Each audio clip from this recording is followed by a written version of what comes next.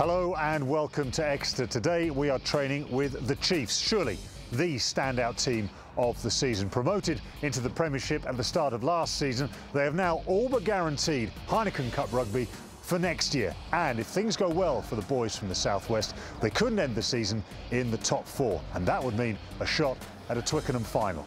Remarkable. So let's find out what makes these boys tick. Welcome to Guinness Behind the Badge.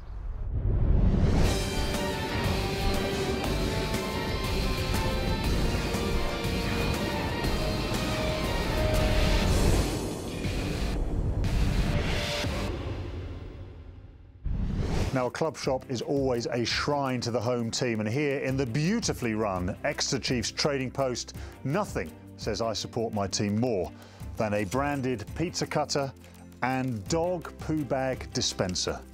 Everything the fan needs.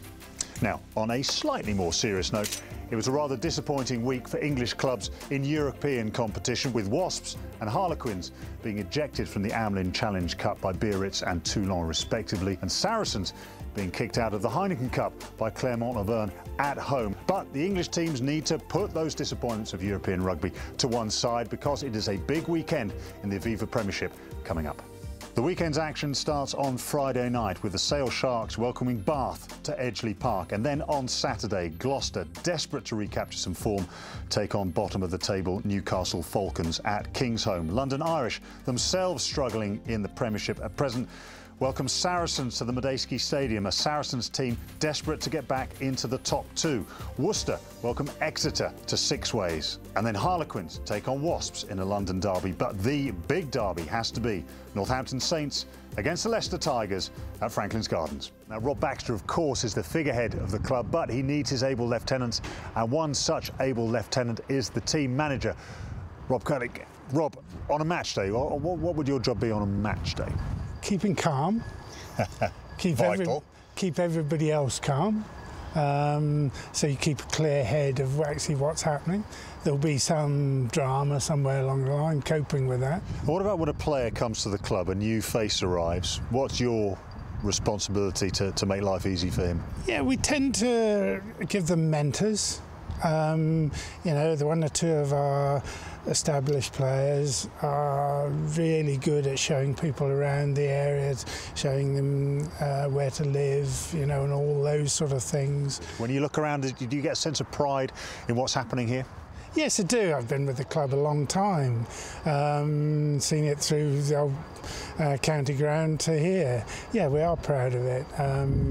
I think, you know, the chief exec and his board of directors have made something nice, and therefore we all want to keep it that way. Now it's that time again when we put high-class athletes to the test with the sort of physical challenges that they won't be expecting and won't be used to. But before we do that, we'll just ask them a few questions about how the season's going for you.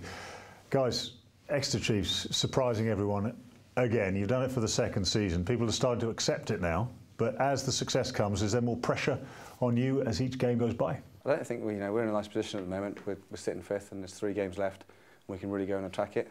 I think we've already achieved far better than last year, and that was one of our main aims. You're building yourselves up into a big club now, aren't you? I mean, you've got the facilities, you've got the structure here, and you're getting the wins.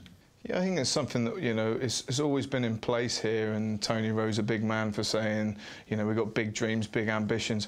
Obviously, it was something that we thought that we were capable of doing. Maybe like Hayden says there, it wasn't something we were expecting to do so soon. We'll just keep building, and one of the big things that Rob did say is that we want to get better. And we've obviously got better since last season, and hopefully we can then continue to get better and better, and obviously a bigger and bigger club. And as we sat down, you instantly were getting grief off these two guys. Why are they picking on you within seconds of us getting here? I think they're jealous of me, to be honest. Yeah? Yeah. Especially Neil and Ian, he's a bit of a jealous character. Just good looks I got. But what about the team spirit? What's it like within the squad? We don't tend to just come in and train and just go home, that's it. I mean, we tend to play golf together, go hunting together. Yeah, we spend a lot of time with each other, and I think, like you say, that's probably one of the reasons why we've been getting on so well. Now, that's one of the things I would doubt you'd hear some of the London boys say. They might say they go play golf together, but hunting. Simon Alcott's a keen deer stalker. Right. And there's myself, Ben, Moon and him go out with our guns and do what we do. comparing Australia with Exeter. I mean, this is the other thing people have got to get used to if a player's looking to coming down to this neck of the woods. It's a new area. Comparisons between Australia and Exeter? But besides the weather, the cultures are all the same, people are all the same. It's not too much, and it's a lovely part of the country. So the French Riviera, it's beautiful down here. Can't beat it. So it's time for the player challenge now. A little pot of high carbohydrates and saturated fat. The dietitians here will absolutely hate it, gentlemen. These biscuits, you've got to put one on your forehead and then you've got to work it down into your mouth without using your hands, just tilting your head using your facial muscles. Normally we use slightly bigger biscuits than these, so this could be a challenge. I'm going to eat this one because I'm hungry. So you have a minute to get as many in your mouth as possible. Ready? Minute starts now. Go for it. You can drop it straight out. Oh, close. Oh, close. Very close. In a different route. This is far more taxing than deer stalking.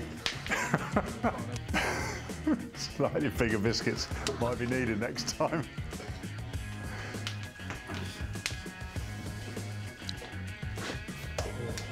35 seconds to go.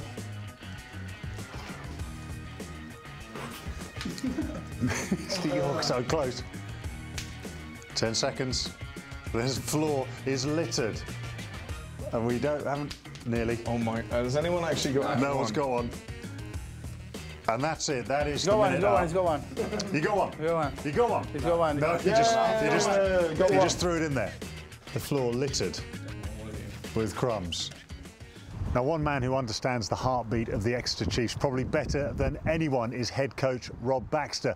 When you start talking about a European campaign, it almost sounds Napoleonic, almost military. But in some ways, that's what it is. It's a long, long process. Yeah. But every challenge that people put in front of the Exeter Chiefs, you meet that challenge. We're really enjoying what we're doing. We're very happy to be here. We've worked very hard to be here. It means a lot to us. And it is a fresh challenge, and we're finding a lot of things new about the way we want to play, the way we can develop the players. And as I say, you know, we've gone past the enjoying proving people wrong, and now we're enjoying doing it for what we can achieve, I think. And have you seen a change in the quality of the CVs, player CVs that are landing on your desk? People thinking, actually, this is a club to come to. Yes, yeah. I mean, there's a reality to that, but you've got to be a pretty good player to force your way into our starting 15.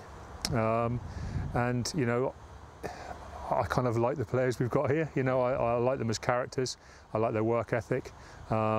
They've been part of the recent history of the club and got us to a high level. And if they continue to work hard, you know, we'll back them all the way. This group of guys who are your mates that you like are pushing for Heineken Rugby now, and a win against Worcester, and if things don't go well for the Saints against Tigers, you're going to be in a top 4. Do you get a little bit excited when you start looking that far ahead, or do you not want to look that far ahead?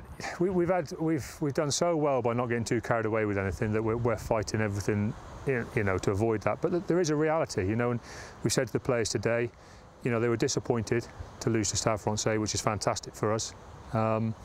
And I've kind of said to them, look, you know, I hope you enjoy being out there. I hope you enjoy being involved in a big game.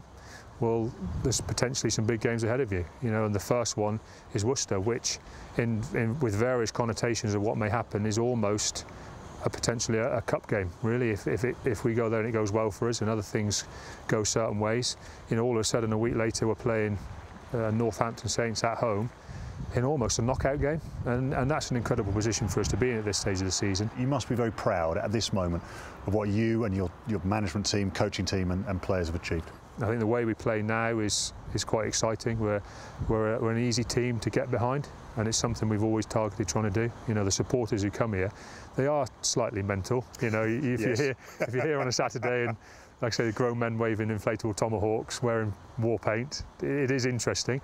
But they get behind us because we're an easy team to support. Well, I look forward to seeing the inflatable tomahawks and headdresses in Europe. They don't know what's here. Rob, thanks ever so much for talking to us. Thanks very much. Thanks a lot. Cheers. So the Aviva Premiership is back in full swing, and it's that time of the season that the players and fans absolutely love. For the Exeter Chiefs, a win over Worcester at the weekend, and they can put serious pressure on those top 4 teams, particularly the Northampton Saints, who are only 3 points ahead of them.